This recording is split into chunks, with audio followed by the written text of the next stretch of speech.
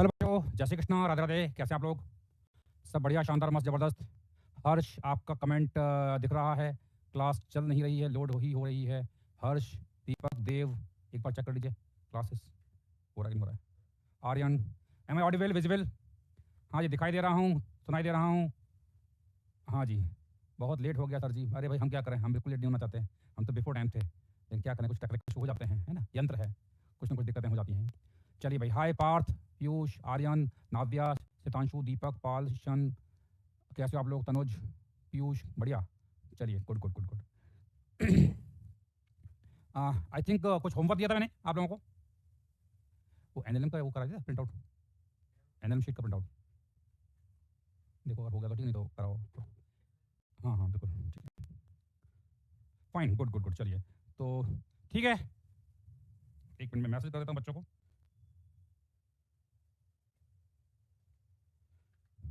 चलिए जी, कोई होमवर्क नहीं था, ठीक है, चलिए बढ़िया। डिस्कशन जो 2D का है वो हम लोग करेंगे, अभी नहीं करेंगे। अभी नेक्स्ट क्लास जो है 11:45 पर है, उसमें करेंगे, है ना। अभी हमारा एनएलएम का क्लास है, तो एनएलएम ही करेंगे। ये क्या है, और ये क्या लगा दिया? ये तो आपने वो लगा दिया, नहीं नहीं, ये उसका 11 वाला है, ड्रॉपर का नहीं है। ड्रॉपर में स्प्रिंग वाला था। हम्म,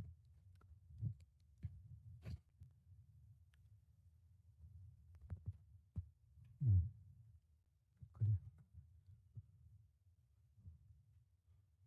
हटा दिया ना ड्रॉप, हाँ ड्रॉपर का चाहिए।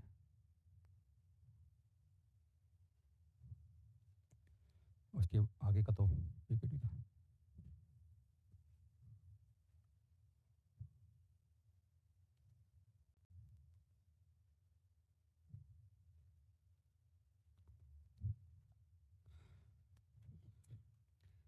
एक मिनट,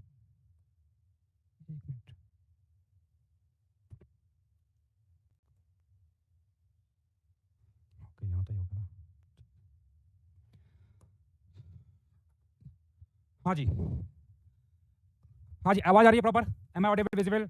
डिस्कशन क्लास जो है अपना काइनेमेटिक्स का, it will be at 11:45 today only. तो 11:45 हम लोग मिलेंगे डिस्कशन क्लास के लिए। अभी हम लोग क्या कहते हैं, एनएलएम पढ़ेंगे, न्यूटन्स लॉ ऑफ मोशन। हाँ जी, क्या अब आवाज़ प्रॉपर आ रही है? Am I audible? अब सही है, गुड गुड। एक्चुअली मैं थोड़ा स्लो बोल रहा था कि कुछ चेंज करवा रहा था, इसलिए। चलिए तो अब आगे बढ़ते हैं यहाँ पर। तो पिछली क्लास में हम लोगों ने स्प्रिंग फोर्स के बारे में बात किया था, एंड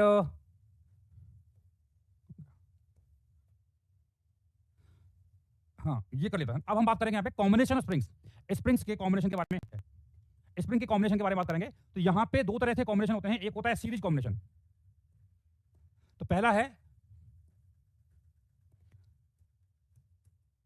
सीरीज कॉम्बिनेशन। ये क्या होता है समझते हैं? देखिए यहां पर अगर मेरे पास ये एक स्प्रिंग है, और इसके साथ ये एक और स्प्रिंग जुड़ी हुई है, और साथ में एक ब्लॉक, इसका मास m में लटका हुआ है, स्प्रिंग कांस्टेंट ये k1 है, स्प्रिंग कांस्टेंट k2 है। तो अगर हम इस ब्लॉक को लटकाते हैं, तो स्टार्टिंग में जो स्प्रिंग थी अपनी नेचुरल लेंथ में थी। पहली क्लास, अभी फर्स्ट स्लाइड है, अभी स्टार्ट ही आया है, अभी बिल्कुल भी नहीं है ना। तो स्टार्टिंग में स्प्रिंग जो है अपनी अपनी नेचुरल लेंथ में थी, और जैसे ही मैंने ब्लॉक को लटकाया, जैसे ही मैंने इस ब्लॉक को लटकाया,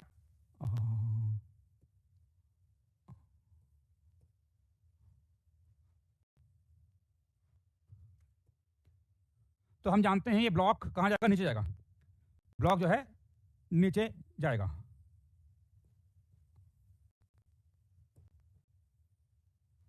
तो अगर ये ब्लॉक मान लो ये नीचे जाता है इस प्रकार से, तो स्प्रिंग क्या हो जाएंगी, एक्सटेंड हो जाएंगी। हाँ, स्प्रिंग एक्सटेंड हो जाएंगी। तो यानी कि बेसिकली पहले पहले ये ब्लॉक यहाँ था, अब ये ब्लॉक यहाँ था, अब ये ब्लॉक यहाँ पहुंच चुका है। तो let's say it has move downward by some distance, let's say x। अगर ये x नीचे पहुंच चुका है, तो बताइए क्या स्प्रिंग जो k1 वाली स्प्रिंग और ये k2 वाली स्प्रिंग है, क्या दोनों में एक्सटेंशन जो होगा वो सेम होगा या डिफरेंट होगा? क्या ये x होगा? क्या अगर मैं ये कहता हूँ कि ये ब्लॉक लटकाया और ये नीचे ब्लॉक जो x नीचे गया है, तो क्या k2 और k1 में एक्सटेंशन x होगा क्या? हाँ जी। क्या k1 और k2 में एक्सटेंशन x होगा क्या? नो, बिल्कुल सही बोला। क्यों नहीं होगा? क्योंकि हम जानते हैं कि ये ब्लॉक एक्स गया है तो कुछ एक्सटेंशन इसमें होगा, कुछ एक्सटेंशन, यानी अगर मैं कहता हूँ इसमें एक्सटेंशन लेट से हुआ x1 और इसमें हुआ है x2, इसमें x2 है तो इसमें x1 है, इसमें x2 और ये x नीचे गया है, तो क्या हम यहाँ बोल सकते हैं कि x1 प्लस x2 बराबर x, क्योंकि हम जानते हैं ये ब्लॉक जो नीचे गया है वो x नीचे गया है और ये कुछ खींची होगी, कुछ यहाँ खींची होगी, तो कुछ एक्सटेंशन इसमें आया, कुछ एक्सटेंशन इसमें आया, तो इन दोनों का सम जो है x के बराबर हो जाएगा। ठीक है, अच्छा जी, अब हम यहाँ बात करेंगे एफबीडी के बारे में।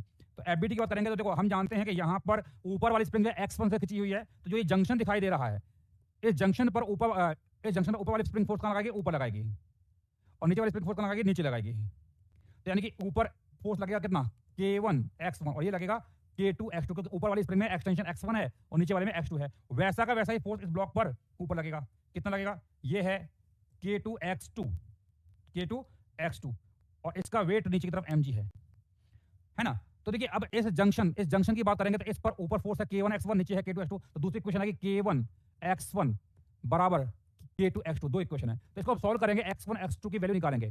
ठीक है, तो यहाँ पर x1 x2 की वैल्यू कैसे निकालेंगे, यहाँ से आप एक काम कीजिए, x1 निकाल लीजिए, it is K2 x2 divided by K1 और इस x1 की वैल्यू पहली वाली इक्वेशन में रख दीजिए, तो पहली वाली इक्वेशन में रखेंगे तो it is K2 x2 divided by K1 plus x2 बराबर x, तो यहाँ से अगर आप x2 निकालते हो तो it is your K1x divided by K1 plus K2, K1x divide by K1 plus K2, ये हमने निकाल लिया x2, तो x2 निकाल लिया है। और x2 के बाद अगर हम इस ब्लॉक की बात करेंगे तो ब्लॉक पर ऊपर फोर्स लगाया कितना, K2 x2, तो K2 x2 पर है, तो K2 x2 और नीचे है mg, तो हम जानते हैं अगर इक्विलिब्रियम में तो mg और ये बराबर हो जाएगा, तो यहाँ पर x2 ऊपर से हम निकाल चुके हैं, इसकी वैल्यू रख देंगे, तो यहाँ पर mg बराबर इसकी वैल्यू रखेंगे तो K1 K2 divided by K1 plus K2 into x, तो जो ये दिखाई दे रहा है इसी को हम बोलते हैं K इक्विवेलेंट। क्या बोलते हैं, K इक्विवेलेंट, यानी कि इस एग्जांपल से हम समझा रहे हैं K इक्विवेलेंट की वैल्यू कितनी आ रही है, K1 K2 divided by K1 plus K2, ये है।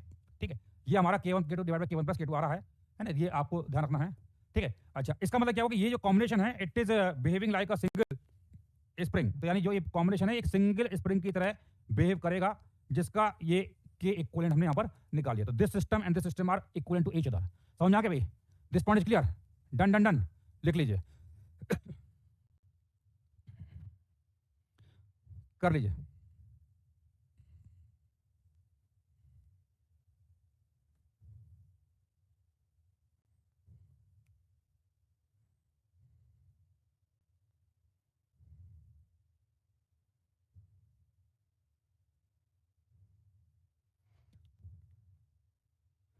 हाँ जी, लिख लिया। तो यहाँ पे जो K इक्विवेलेंट है आ रहा है K1 K2 divide by K1 plus K2, यानी कि ये दो स्प्रिंग है, उसकी जगह हम एक सिंगल स्प्रिंग लगाते हैं, उसका जो इक्विवेलेंट स्प्रिंग कांस्टेंट है वो आएगा K1 K2 divide by K1 plus K2। ठीक है, अच्छा लिख लिया सब लोगों ने। अब देखो यहाँ पे देखिए बेसिकली क्या है, ये स्प्रिंग जो है एंड टू एंड जुड़ी हुई है, तो ये हमारा है सीरीज कॉम्बिनेशन। तो देखो यहाँ पर अगर हम बात करते हैं कि ये तो दो स्प्रिंग है, दो की जगह तीन होती, चार होती, तो हम क्या करेंगे, यहाँ पर 1/K इक्विवेलेंट अगर निकालेंगे it will B 1/K1 plus 1/K2 इस एग्जांपल में। तो अगर मैं कहता हूं if there are n number of springs that are in series, तो उस केस में क्या क्या आएगा, if there are n number of springs in series, तो n स्प्रिंग्स हैं तो उस केस में 1/K इक्विवेलेंट हो जाएगा 1/K1 plus 1/K2 and so on plus 1/Kn, ये हो जाएगा। तो n अगर स्प्रिंग्स जो है सीरीज में है तो ये है।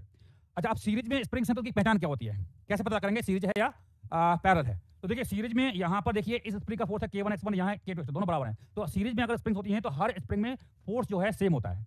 समझ आ गया, तो लिख लीजिए यहाँ पे इन सीरीज कॉम्बिनेशन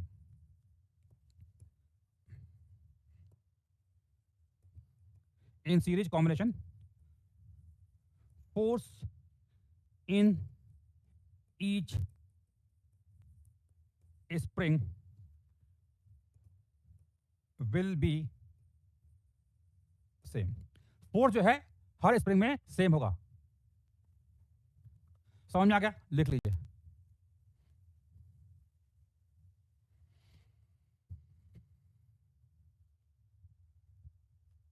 हाँ जी, लिख लीजिए फटाफट। हाँ, प्रीवियस स्लाइड भी देख लीजिए।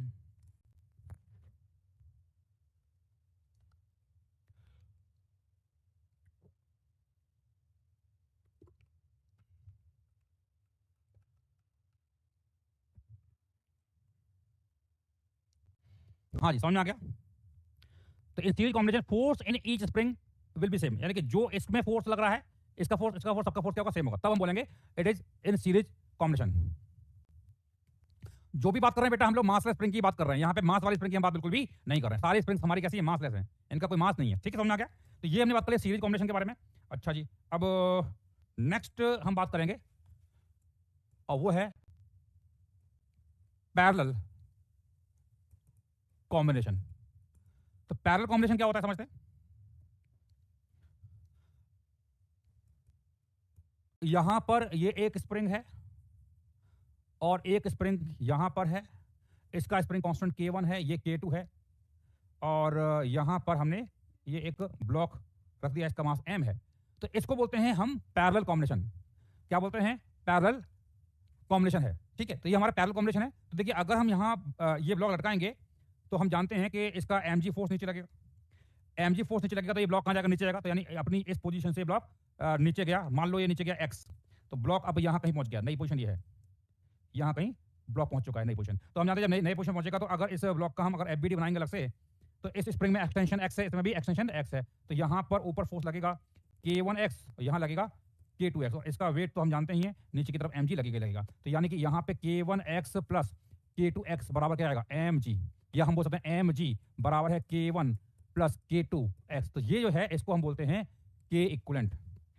तो इस केस में K इक्विवेलेंट कितना आ रहा है, तो K इक्विवेलेंट बराबर है K1 प्लस K2। तो यहाँ दो स्प्रिंग है, दो की जगह अगर मान लो n स्प्रिंग्स हैं, तो इन जनरल बात करेंगे, तो इन जनरल अगर यहाँ पे n स्प्रिंग्स हैं, तो हम लिखेंगे K equivalent will be K1 plus K2 and so on up to Kn। समझ में आ गया। ये है। अब देखो, अब यहाँ पहचान क्या होगी, कभी पैरेलल में है। तो देखो, इसको ये ब्लॉक लटकाया, ब्लॉक नीचे गया, तो इसमें एक्सटेंशन x आया, इसमें भी एक्सटेंशन x आया। तो अगर एक्सटेंशन या कंप्रेशन सेम होता है तो हम बोलते हैं इट इज पैरेलल कॉम्बिनेशन। देखिए, इन पैरेलल कॉम्बिनेशन एक्सटेंशन और compression in each spring will be same। Extension compression क्या होगा, हर एक स्प्रिंग में सेम होगा।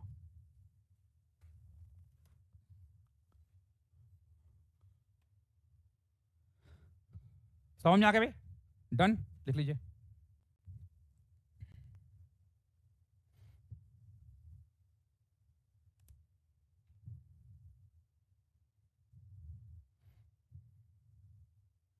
चलिए आगे बढ़ते हैं। अब हम बात करेंगे यहाँ पर एक बहुत इंपॉर्टेंट कॉन्सेप्ट, और वो है स्प्रिंग कंस्ट्रेंट, कंस्ट्रेंट मोशन के बारे में बात करेंगे। थोड़ा बहुत इसका हमने एक आइडिया ऑलरेडी ले लिया है। तो स्प्रिंग कंस्ट्रेंट का मतलब ये हुआ कि अगर यहाँ पर दो ब्लॉक या दो से ज्यादा ब्लॉक हैं और वो धागे या पुली से जुड़े हुए हैं, धागे और पुली के थ्रू जुड़े हुए हैं, तो वहां पर हम स्प्रिंग कंस्ट्रेंट की बात करते हैं, है ना। तो अगर मैं एग्जांपल की बात करता हूँ, यहाँ पर जैसे एक एग्जांपल हम ऑलरेडी ले चुके हैं, कई बार ले चुके हैं, हालांकि उस समय मैंने बात बिल्कुल भी नहीं की थी कि कंस्ट्रेंट क्या होता है, बट अब हम बात करेंगे। तो यहाँ पर ये एग्जाम्पल याद कीजिए, हम ऑलरेडी ले चुके हैं, एडवुड मशीन वाला एग्जाम्पल। तो यहाँ पर कॉन्सेप्ट समझेंगे। यहाँ पर ये एक ब्लॉक है, एक ब्लॉक यहाँ पर है। हम जानते हैं कि ये पुली है और ये इस प्रकार से जुड़े हुए हैं। तो देखिए, हम जानते हैं कि यहाँ पर अगर ये ब्लॉक नीचे जाएगा तो ये ब्लॉक ऊपर जाएगा। तो इसका अगर डाउनवर्ड डिस्प्लेसमेंट x है तो इसका अपवर्ड डिस्प्लेसमेंट x होगा, क्योंकि दोनों के दोनों एक धागे से जुड़े हुए हैं।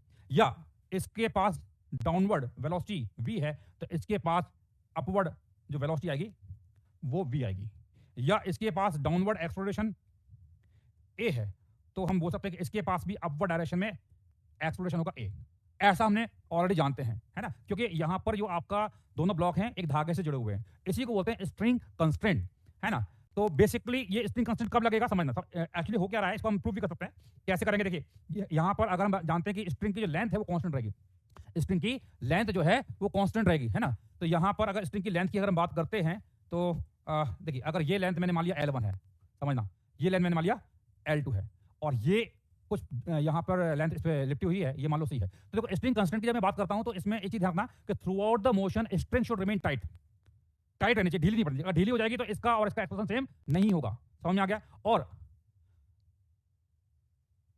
और अगर मैं कहता हूं कि यहां पर एक और खास बात है कि स्ट्रिंग की जो लेंथ है वो क्या होनी चाहिए, कांस्टेंट रहनी चाहिए, तभी हम बात कर पाएंगे। तो यहां पर कंडीशन समझ लीजिए। पहली बात तो कंडीशन क्या रहेगी? पहली कंडीशन है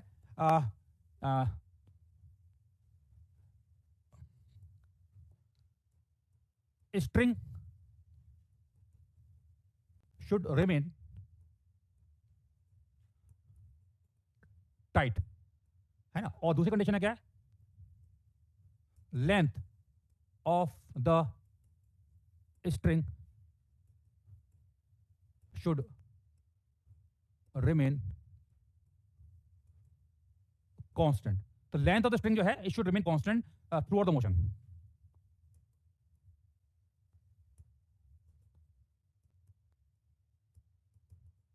तो पूरे मोशन के दौरान यहां पे स्ट्रिंग जो है टाइट रहनी चाहिए और लेंथ शुड बी कांस्टेंट। समझ में आ गया? कौन सा स्लाइड है बेटा? 2-3 पे छोड़ दीजिए, और क्या कर सकते हो, लेट आ रहे हो, क्या करें, है ना। 2-3 पे छोड़ दीजिए। इधर देखिए, तो यहां पर ये हमने कर दिया। अब इसको हम प्रूव भी कर सकते हैं कैसे? अगर मान लो यहां पर लेट्स से अगर किसी को मालूम नहीं कि भाई वेलोसिटी सेम है डिफरेंट है, तो हम इसको कुछ ऐसा मान लेंगे, डिफरेंट डिफरेंट वेलोसिटी मान लेंगे, तो प्रूव भी हम कर सकते हैं। कैसे करेंगे देखिए, दोबारा से मैं डायग्राम बना रहा हूं उसका। तो देखिए, अगर मान लो किसी को नहीं मालूम है कि भाई ये v बराबर होते हैं, तो अगर हम इसको प्रूव कर सकते हैं, कैसे करेंगे? कॉन्सेप्ट समझ लेते हैं।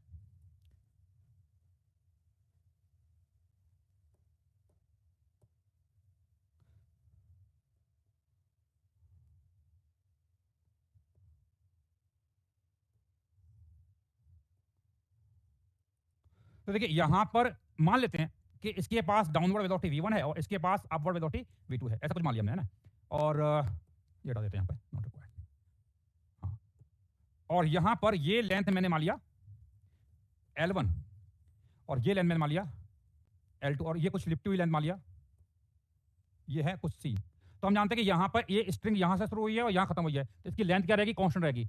तो यहां पर हम बोल सकते हैं कि L1 plus C plus L2 is what?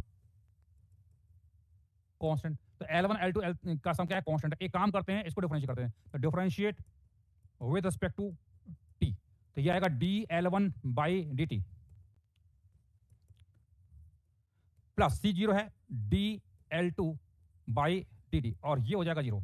अब इधर देखिए, ये लेंथ L1 है, v कितना वेलोसिटी कितना नीचे की तरफ है, तो ये लेंथ जो है बताइए, अगर v1 नीचे है तो लेंथ को क्या करेगा? बढ़ाएगा, लेंथ बढ़ेगी, और लेंथ बढ़ेगी तो मैं dL1 बाई dt को क्या लिखूंगा? Plus v1।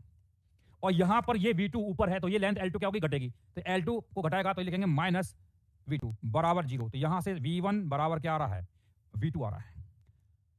This point is clear not? समझ में नहीं आया? लिख लीजिए। तो यहां पे कॉन्सेप्ट क्या लगा रहे हैं कि एक स्ट्रिंग जो है उसकी लेंथ जो है कांस्टेंट है। समझ में आ गया? और जो कांस्टेंट मोशन हम निकाल रहे हैं ये काइनेमेटिक्स का पार्ट है, it is not the part of dynamics. यहां पर ये जो हम निकाल रहे हैं ये इस बात पर डिपेंड नहीं करता है कि सरफेस स्मूथ है या क्या है, इसमें कंडीशन केवल इतनी है कि string should remain tight and length of the string should remain constant. Length जो है बढ़नी नहीं चाहिए, खत्म। चाहे सरफेस स्मूथ हो चाहे सरफेस रफ हो, हर केस में ये रिलेशनशिप वैलिड रहेगा। ठीक है, हम जानते हैं कि यहां पर अगर इस एग्जांपल की बात करेंगे तो अगर ये ब्लॉक नीचे जाएगा x तो ये ब्लॉक ऊपर जाएगा x। ये इस बात पर डिपेंड नहीं करेगा कि पूरी का सरफेस स्मूथ है या रफ है। ये कॉमन सेंस वाली बात है, देख लीजिए सब लोग। तो कॉन्सेप्ट क्या है कि हमें आइडेंटिफाई करना स्ट्रिंग को, उसकी लेंथ क्या रहेगी? कांस्टेंट रहेगी।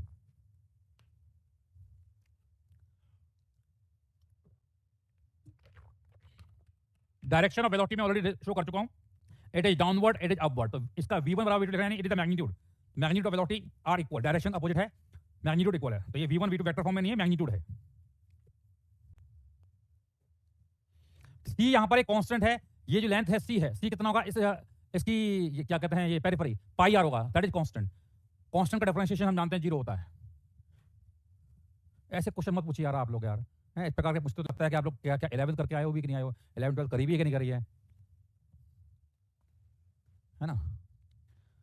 कांस्टेंट का डिफरेंशिएशन 0 होता है। समझ में आ गया भाई? चलिए आगे बढ़ते हैं। अब इसी को हम आगे और अप्लाई करेंगे। इधर देखिए, यहां पर ये एक पुली है and this and is fixed.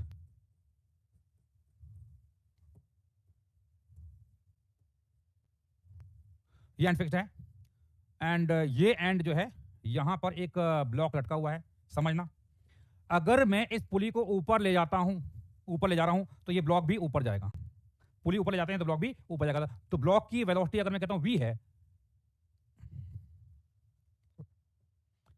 या पुली की वेलोसिटी अगर v है और ब्लॉक की वेलोसिटी मैंने v1 मान ली है, पुली की वेलोसिटी v है, ब्लॉक की वेलोसिटी v1 मान ली है, तो v1 की वैल्यू कितनी होगी वो निकालना है। तो इधर देखिए, तो हम जानते हैं कि यहाँ पे अगर हम स्ट्रिंग को आइडेंटिफाई करेंगे तो स्ट्रिंग जो है यहाँ से शुरू हो रही है और स्ट्रिंग यहाँ खत्म हो रही है, तो स्ट्रिंग की जो लेंथ है वो क्या रहेगी, कांस्टेंट रहेगी। स्ट्रिंग की लेंथ क्या रहेगी, कांस्टेंट रहेगी। तो ये मैंने मान लिया लेंथ है L1 और ये मैंने मान लिया लेंथ है L2, ऐसा कुछ मान लेते हैं। तो यानी L2 प्लस L1 प्लस, इसको C लिखना चाहो लिख दो, क्योंकि उसका डिफरेंशिएशन 0 है, तो सीधा मैं लिख रहा हूँ यहाँ पे L1 plus L2 equal to constant है ना, वो C वाला पार्ट में बार बार नहीं लिखूंगा, वो मैं मालूम है कांस्टेंट में ही चला जाएगा, उसका डिफरेंशिएशन भी 0 होगा। तो डिफरेंशिएट करेंगे तो dL2 divided by dt plus dL1 by dt, और ये है 0। इधर देखिए L2 की बात करते हैं, तो L2 का ये एंड जो है फिक्स्ड है, इट इज नॉट मूविंग, लेकिन पुली ऊपर जा रही है V से, और जब पुली V से ऊपर जाएगी तो L2 की लेंथ क्या होगी, बढ़ेगी, L2 की लेंथ बढ़ेगी, और L2 की लेंथ बढ़ेगी तो L2 बढ़ रहा है, कौन बढ़ा रहा है, V। तो ये बताइए dL2 बाई dt क्या होगा, प्लस V होगा या माइनस V होगा, हाँ भाई प्लस V होगा या माइनस V होगा, इट विल बी, बिल्कुल सही बोला, इट इज प्लस V। क्यों प्लस V होगा, क्योंकि डिस्टेंस L2 क्या है, बढ़ रही है, ठीक है। इधर देखिए अब ये लेंथ L1, देखो L1 की बात करेंगे तो L1 को ये वेलोसिटी V ऊपर है और ये V1 ऊपर है, तो L1 को क्या कर रहा है, V1 तो कम कर रहा है, V1 क्या कर रहा है, कम कर रहा है, और V क्या कर रहा है, बढ़ा रहा है। तो ये L1 जो है V1 से तो कम होगी और V से बढ़ेगी, तो dL1 बाई dt क्या हो जाएगा, it will B plus V से बढ़ रहा है और V1 से घट रहा है, तो V माइनस V1 बराबर 0। तो यानी V1 बराबर कितना आया, 2V। समझ में आ गया। तो बेसिकली यहाँ पर हम ये बोल सकते हैं, हम यहाँ पर ये बोल सकते हैं कि भाई क्या कहते हैं, अगर कोई पुली है और उसका ये स्ट्रिंग का एक एंड फिक्स्ड है, पुली V से मूव करेगी तो ब्लॉक जो है वो 2V से ऊपर जाएगा, 2V से ऊपर जाएगा, है ना, ये कुछ ऐसा हो जाएगा, 2V से ऊपर जाएगा, ये हम बात कर सकते हैं। तो V1 बराबर आ गया 2V। समझ में आ गई, रिलेशनशिप निकालिए कंस्ट्रेंट को यूज करते हुए, ठीक है। Again if you want to calculate the relationship between acceleration, तो इसको एक काम करेंगे, डिफरेंशिएट करेंगे with respect to time. Again तो डिफरेंशिएट दोबारा से करेंगे तो हम जानते हैं dV1 बाई dt बराबर twice of dV by dt, यानी कि it will be some A1 बराबर ट्वाइस ऑफ A। समझ में आ गया। इस प्रकार से हम रिलेशनशिप निकालेंगे एक्सेलरेशन के बीच में भी, ठीक है, लिख लीजिए।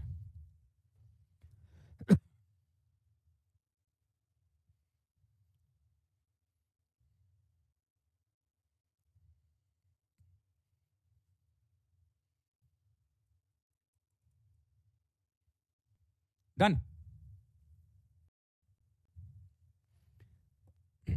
अब नेक्स्ट समझते हैं, यहां पर एक और क्वेश्चन करेंगे। देखिए यहां पर अगर ये पुली है और यहां पर दो ब्लॉक लटके हुए हैं एंड ये पुली है ऊपर जा रही है विद V, और ये ब्लॉक मान लेते हैं ऊपर जा रहा है, ये V1 से जा रहा है, ये जा रहा है, ये L1 है, L2 है, तो जानते हैं कि यहां पर भी वही होगा, L1 plus what, constant, difference करेंगे तो dL1 by dt plus dL2 divided by dt बराबर 0। इधर देखिए L1 की बात करेंगे तो L1 को ये V1 क्या कर रहा है, कम कर रहा है, V1 क्या कर रहा है, कम कर रहा है, V क्या कर रहा है, बढ़ा रहा है। तो ये L1 को V1 कम कर रहा है, V बढ़ा रहा है, तो dL1 बाई dt को क्या लिखेंगे, जो बढ़ा रहा है वो प्लस, घटा रहा है माइनस, तो V माइनस V1, तो प्लस V माइनस V1। समझ में आ गया। अब L2 की बात करते हैं, L2 को भी देखो V क्या कर रहा है, बढ़ा रहा है, और V2 क्या कर रहा है, घटा रहा है, तो क्या लिखोगे, V माइनस V2 बराबर 0। तो यहां से सॉल्व करोगे तो V बराबर आ रहा है V1 plus V2 divided by 2। तो ये एक रिलेशनशिप है, इसको एक बार और डिफरेंशिएट करोगे, differentiate with respect to time t, तो ये आएगा A बराबर A1 plus A2 divide by 2। तो ये स्टैंडर्ड रिजल्ट्स हैं, आप याद कर सकते हो, है ना, इसको याद कर सकते हो, और ना भी याद करोगे तो हम कंस्टेंट से निकाल भी लेंगे, कोई बड़ी बात नहीं है। लिख लीजिए सब लोग।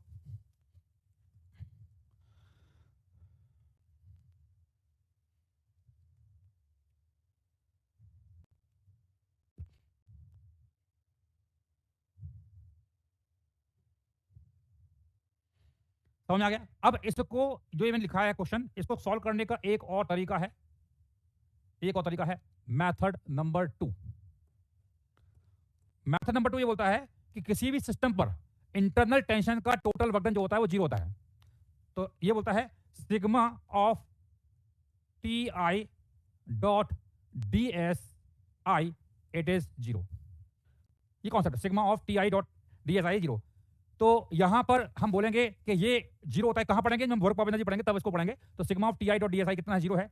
तो इसमें अगर मैं यहां पर dt से डिवाइड कर देता हूं तो बेसिकली ये आएगा sigma of T I dot V I, sigma of T I dot V I कितना का 0। तो इसको बोलते हैं, मेथड नंबर 2 क्या है, virtual work, sorry, virtual work भी बोलते हैं या वर्चुअल पावर भी बोलते हैं, एक ही बात है, वर्क बोलो या पावर, क्योंकि ये अपना टी डॉट डी एस हमारा वर्क डन होता है, डी टी से डिवाइड करते हैं, ये हमारा क्या पावर है। तो ये है, तो कॉन्सेप्ट क्या है, किसी भी सिस्टम में इंटरनल टेंशन का टोटल वर्क डन हमेशा जीरो होता है। इसका प्रूफ हम जब वर्क पावर एनर्जी पढ़ेंगे तब बताएंगे, ठीक है, लिख लीजिए।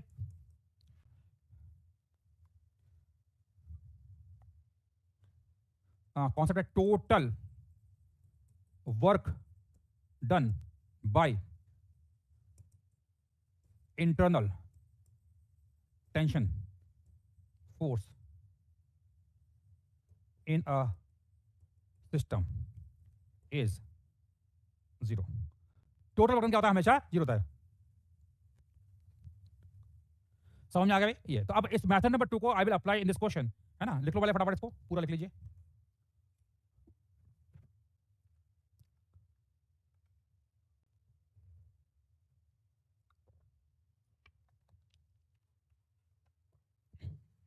लिख लिया, चलिए। तो यहां पर इसी को हम दोबारा सॉल्व करेंगे, जो हमने कॉन्सेप्ट सीखा उसके।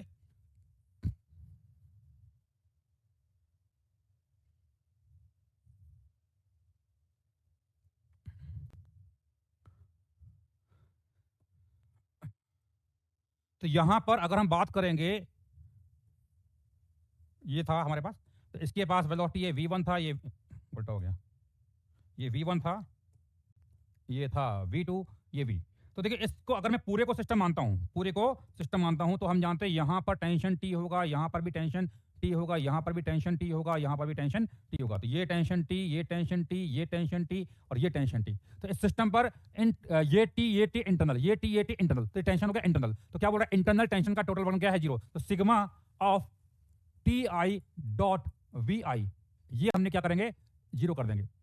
तो T ऊपर है, V1 ऊपर है, तो T और V1 का डॉट प्रोडक्ट होगा, T V1 cos जीरो कितना होगा, 1 होगा। तो T और V1 का ये हो जाएगा T इंटू V1। ऐसे देखो, ये T ऊपर है, V2 भी ऊपर है, तो प्लस हो जाएगा T इंटू V2। अब देखो, यहाँ V ऊपर है और ये T नीचे है, तो नीचे कितना है, 2T, और V कहाँ है, ऊपर, तो क्या होगा, एंगल हो गया 180 डिग्री, एंगल हो गया 180, किसके बीच में, T और V के बीच का एंगल 180 डिग्री। तो हम जानते हैं T डॉट V होता है T into V cos theta, theta कितना है, 180, cos 180 कितना होता है, -1, तो सीधा में माइनस 2TV, और ये हो जाएगा जीरो। तो यहां अगर आप ध्यान से देखेंगे, यहाँ T तो हटाई देंगे, T हटा देंगे, तो यहां से V कितना आ रहा है, V1 plus V2 divided by 2, लिख लीजिए सब लोग फटाफट।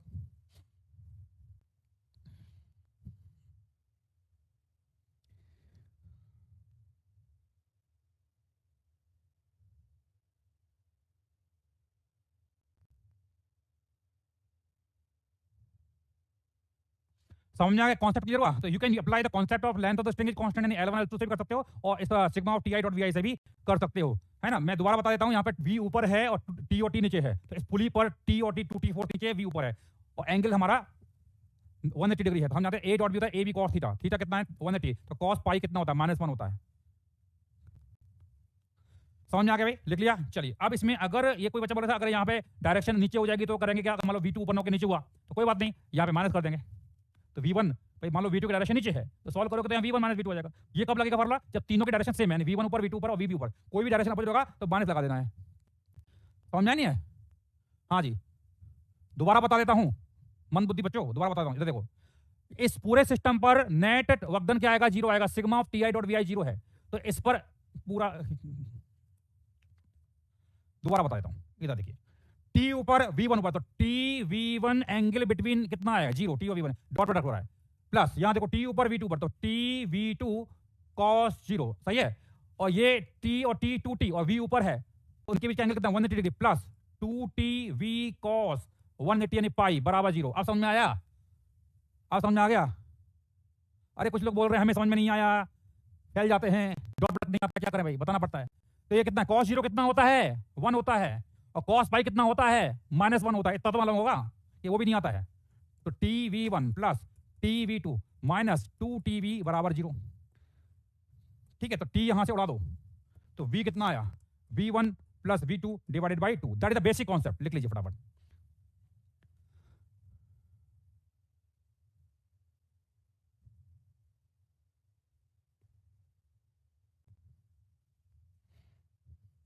डन। चलिए आगे और क्वेश्चंस करेंगे।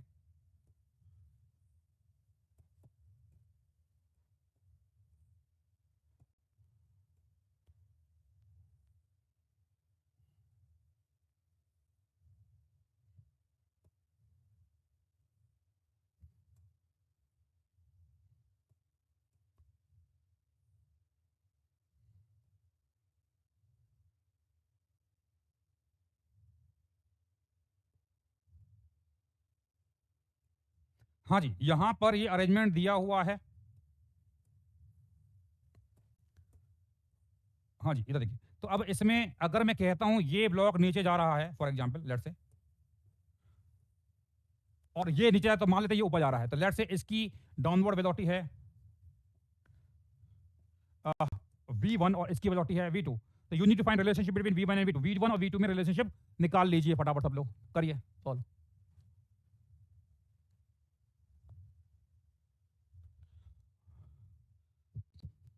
करिए, निकालिए v1 और v2 में रिलेशनशिप।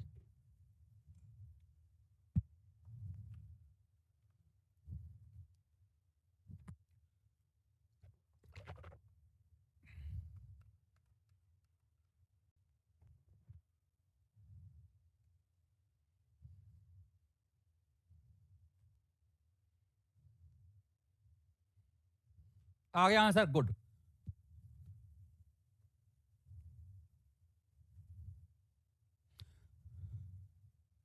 तो क्या करेंगे यहां पर,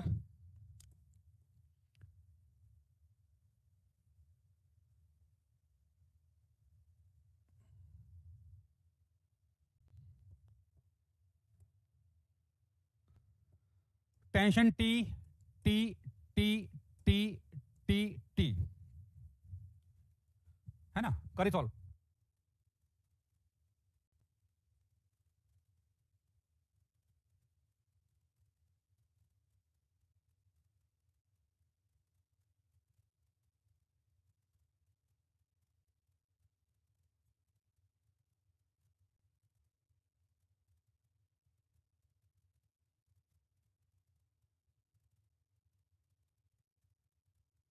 हाँ जी, आ गया आंसर। तो यहां पर क्या करेंगे, इंटरनल टेंशन का टोटल वर्कडन जीरो होगा, है ना। तो यहां पर टी टी, तो यहां पर भी यहां निकालोगे तो यहां टेंशन टी और टी है, तो यहां आएगा 2t, चेक कर लेना भाई। ठीक है, अब देखो, तो हम जानते हैं कि ये ब्लॉक है, इस पे टी ऊपर है और ये v2 भी ऊपर है, तो इसका वर्कडन कितना आएगा, टी इंटू v2, पावर जो बोल सकते हैं टी इंटू v2। और यहां देखिए 2t ऊपर है और v1 कहां है, नीचे है, तो ये 2t ऊपर v1, तो कितना का माइनस 2t इंटू v1। ठीक है, बाकी बाकी ये टी टी इस पुली पे कोई वर्क नहीं कर पाएंगे, तो पुली फिक्स है, और ये टी दीवार पर ऊपर छत पे लगा हुआ, तो इस पे भी कोई वर्क नहीं होगा, तो बाकी मैं लिखूंगा नहीं, जो मूवेबल है उनका ही मैंने लिख लिया, अपना काम बन जाएगा, बराबर जीरो कर दिया, तो v2 बराबर 2v1, ये आंसर आ गया। ठीक है, डन डन डन, लिख लीजिए। तो v2 बराबर 2v1, और अगेन अगर एक्सेलरेशन निकालना है तो इसको हम डिफरेंशिएट करेंगे, differentiate with respect to time t करेंगे, तो यहां पर a2 बराबर ट्वाइस ऑफ a1 हमारा एक्सेलरेशन में रिलेशनशिप आ जाएगा। मेथड 1 से सॉल्व कैसे करोगे, स्ट्रिंग आइडेंटिफाई कर लीजिए। देखो बेटा, ये फालतू के बस के क्वेश्चन, मेथड 1 से सॉल्व कर दीजिए ना, ये मतलब ये करना आपको है, यहां मैं वो थोड़ी कि तो तुम्हारे हिसाब से करना शुरू कर दूंगा भाई, मैंने आपको दो तरीका बता दिया, आपको अप्लाई करना है। मेथड 1 क्या बोलेगा, यहां से करना, सॉल्व में बिल्कुल नहीं करूंगा, ये स्ट्रिंग है, सॉल्व तुमको करना पड़ेगा। इसकी लेंथ क्या करना है, कांस्टेंट कर दीजिए, समझ आ गया। तो जब मैं कॉन्सेप्ट आपको बता चुका हूं, सॉल्व आपको करना है, टीचर को मत बोलो कि सॉल्व कर दिए फलाना ठिकाना, ठीक है, खुद करोगे तो समझ आएगा। चलिए आगे बढ़ते हैं, एक और क्वेश्चन करेंगे यहाँ पे।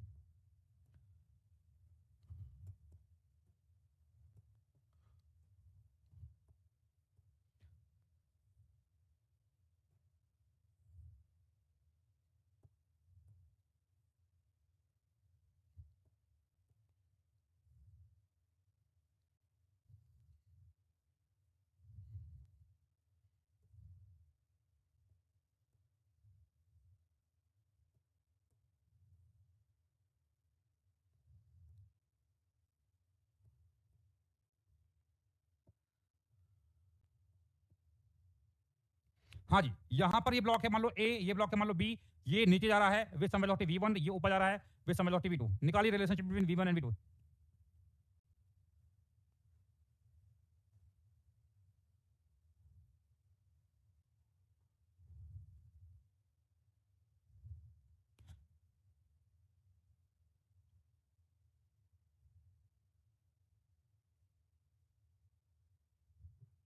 हाँ सॉरी सॉरी, ये पूरा नहीं बताया डायग्राम, हवा में रह जाएगा क्या, ये है।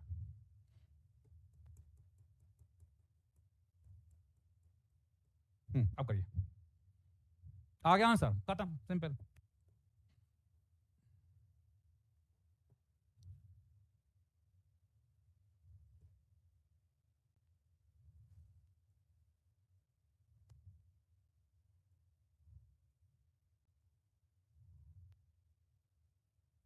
हाँ जी, क्या करेंगे, यहाँ टेंशन मैंने टी मान लिया, तो यहाँ टेंशन टी, घुमा के इधर के तो यहाँ पे भी टेंशन टी, यहाँ पे भी टी, यहाँ टी, यहाँ टी, यहाँ कितना 2t, यहाँ कितना 2t, यहाँ कितना 2t, यहाँ कितना 4t, यहाँ 2t 2t, यहाँ कितना 40 40 40 40 2t 40 टी टी 2t 40, ठीक है। अच्छा जी, तो यहाँ पर ये मैं मान लिया मूवेबल केवल ब्लॉक ए और बी है, बाकी की बात करेंगे तो ये पुली फिक्स्ड है। इस पुली की बात करेंगे तो हम जानते हैं यहाँ 2t और ऊपर 40, तो नेट हमारा जीरो हो जाएगा, यहाँ पे भी नेट 4 जीरो है, तो इनकी चिंता हमें बिल्कुल नहीं करनी है। तो जिन पर अनबैलेंस फोर्स है उसकी करेंगे, तो देखो यहाँ पे ऊपर टी 2t 40 कितना आया 7t, ऊपर जा रहा है नीचे तो माइनस लगा देना, टी ऊपर V2 ऊपर तो प्लस टी V2, समझ में आया। तो ये और ये, अब देखो इस पुली की बात करेंगे तो 2t नीचे 2t ऊपर, नेट 4 जीरो, वगन जीरो हो जाएगा। इसकी बात करेंगे तो 2t 40 नीचे 40 ऊपर, नेट 4 जीरो, वगन जीरो हो जाएगा। और ये पुली फिक्स्ड है, तो इन तीनों पे कोई वर्क हो नहीं पाएगा, तो इसको कर देंगे जीरो।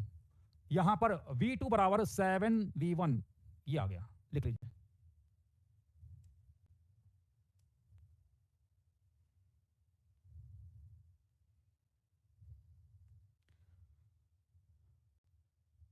चलिए, हाँ कृष्ण कुमार जी बेटा, हम कहाँ से, हमें पढ़ाना कहाँ आता है, आप होशियार हो भाई, है ना। हमारी इतनी औकात नहीं है कि आप जैसे बच्चों को पढ़ा पाएं, तो हमें माफ कर दीजिए, है ना, ठीक है। चलिए भैया, हो गया भाई, डन डन डन। चलिए,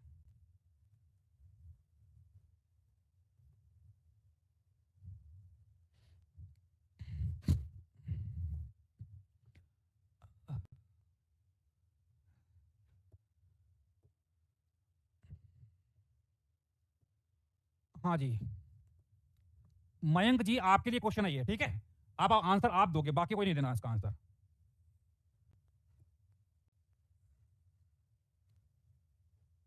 कुछ लोग क्या है पॉपकॉर्न की तरफ फुदकते हैं, कॉन्सेप्ट से मतलब थोड़ी होता है उनको, तो बस बस फुदकना होना चाहिए, फुदकना है उनको बस। चलिए आप फुदकिए, अब देखते हैं कितने क्वेश्चन सही कर पाते हैं आप मिस्टर मयंक जी।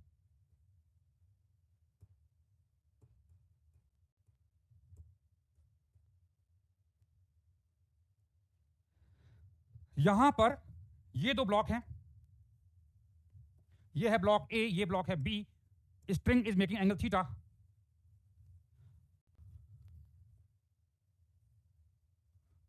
और ये पुली है, इसकी हाइट दे रखी है आपको h।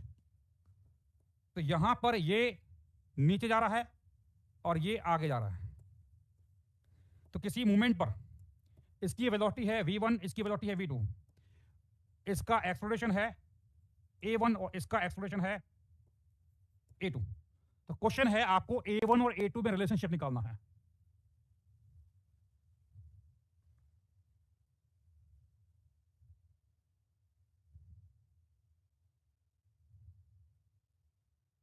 ठीक है भाई, गौरव द्विवेदी स्पैमिंग मत कीजिए, 5-6 पे छोड़ दीजिए और आगे पढ़ाई स्टार्ट कर दीजिए, है ना। स्पैमिंग मत कीजिए, 5-6 पे छोड़ दीजिए, आगे बढ़िए, करिए।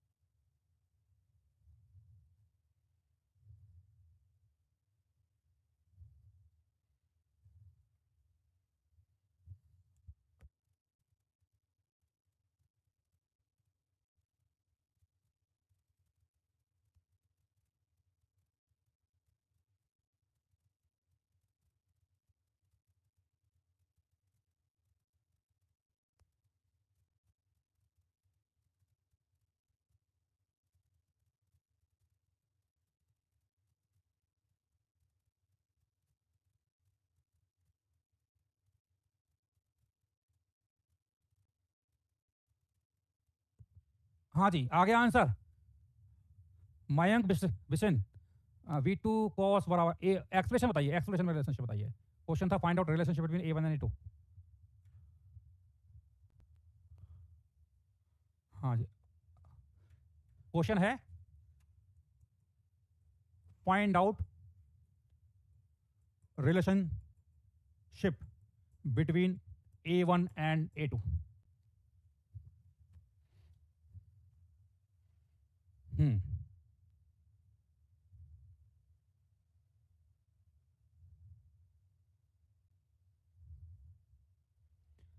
हाँ जी, चलिए बाकी लोग निकालिए। हाँ जी, A1 बराबर A2 कॉस थीटा। मयंक, आपका आंसर गलत है, आपका आंसर गलत है। बस यही मैं कह रहा था कि आप उछलते ज़्यादा हो, और होता क्या कॉन्सेप्ट से आपको मतलब नहीं है, आपको लगता है बस हमें एडवांस क्वेश्चन करा दो तो हो गया काम, है ना। क्वेश्चन खेल लोगे तो अपना काम बन जाएगा, सिलेक्शन हो जाएगा। टीचर को गाइड मत किया करो, है ना, टीचर को अपने हिसाब से पढ़ाने दिया करो, ज़्यादा अच्छा रहेगा, आपको स्वास्थ्य के लिए अच्छा रहेगा, फिर दिक्कत हो जाएगी। हाँ भाई, कैसे करेंगे समझते हैं। देखिए यहां पर अगर मैं कंस्टेंट लगाता हूं तो यहां पर टेंशन टी लगेगा, यहां लगेगा, यहां लगेगा और यहां लगेगा, टेंशन टी टी। तो टेंशन टी तो हम जानते हैं कि ये V1 नीचे है, टी ऊपर है, तो ये आएगा माइनस टी V1। यहां टी इधर है और V2 आगे है, V2 आगे है, तो इनके बीच एंगल थीटा है, तो plus T V2 cos theta बराबर 0। तो यहां ये कैंसिल हो गया, तो V1 बराबर आएगा V2 कॉस थीटा। इसमें तो कोई दिक्कत ही नहीं, जो हमने सीखा था उसमें आ गया। अब हमें निकालना है रिलेशनशिप बिटवीन A1 A2, तो इसको हम क्या करेंगे, डिफरेंशिएट करेंगे। तो ध्यान रखना यहाँ पे आपका जो यहाँ पे V1 भी वेरिएबल होगा, V2 भी वेरिएबल होगा, और जैसे जैसे ब्लॉक आगे बढ़ेगा तो थीटा भी चेंज हो रहा है, थीटा यहाँ पे कांस्टेंट नहीं है, थीटा यहाँ पर कांस्टेंट नहीं है। तो डिफरेंशिएट करेंगे तो यहाँ पर dV1 बाई dt बराबर पहला फंक्शन दूसरा फंक्शन, पहला फंक्शन को डिफरेंशिएट करेंगे तो ये dV2 by dt into cos theta plus V2 cos theta का डिफरेंशिएशन क्या आएगा, कॉस थीटा का डिफरेंशिएशन होता है minus sine theta into D theta by dt, ये आ गया। तो ये dV1 बाई dt क्या हो जाएगा, A1 हो जाएगा, और ये हमारा हो जाएगा A2, तो A1 A2 कॉस थीटा, और यहां है minus V2 sine theta into D theta by dt। अब हमें यहां डी थीटा बाई dt निकालना पड़ेगा। कैसे निकालना पड़ेगा समझते हैं। अब यहां पर ये इस पॉइंट से इसको मैं अगर रेफरेंस मान लेता हूं तो इससे इसकी दूरी मान लेते हैं, ये x है, ये दूरी कितनी x है, ये एंगल थीटा है, ये h है, ये x है। तो यहां पर I can say that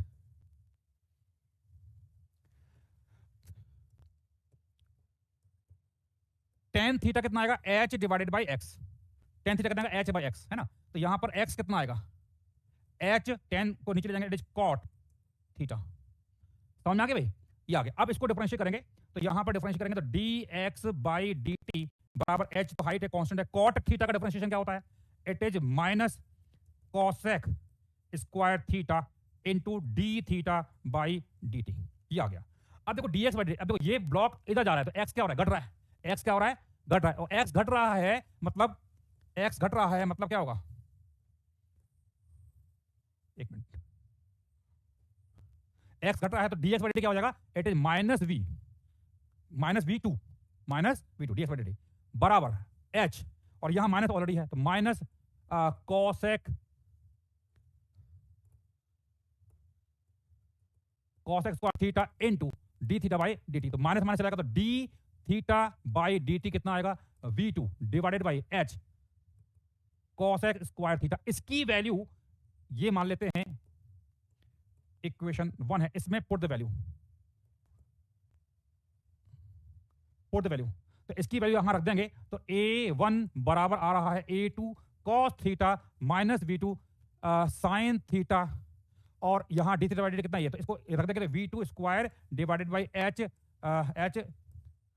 cosec square theta, इसको ऊपर ले जाइए तो A1 बराबर आएगा A2 cos theta minus V2 square divided by h sine cube theta, that is the answer.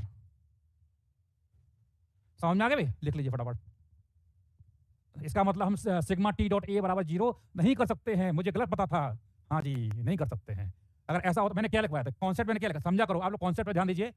यहां पर मैंने स्टार्ट किया था, यहां से sigma T dot D S बराबर 0 था, dt से डिवाइड किया तो सिग्मा टी डॉट वी आई बराबर 0 है, इसको बोलते हैं पावर, ये है वर्क, वर्चुअल वर्क 0 होता है, वर्चुअल पावर 0 होती है, खत्म, इसके अलावा कुछ भी नहीं होता है। समझ में आ गया, लिख लीजिए। हाँ जी मयंक जी, समझ में आ गया भाई मयंक, ठीक है कर लो।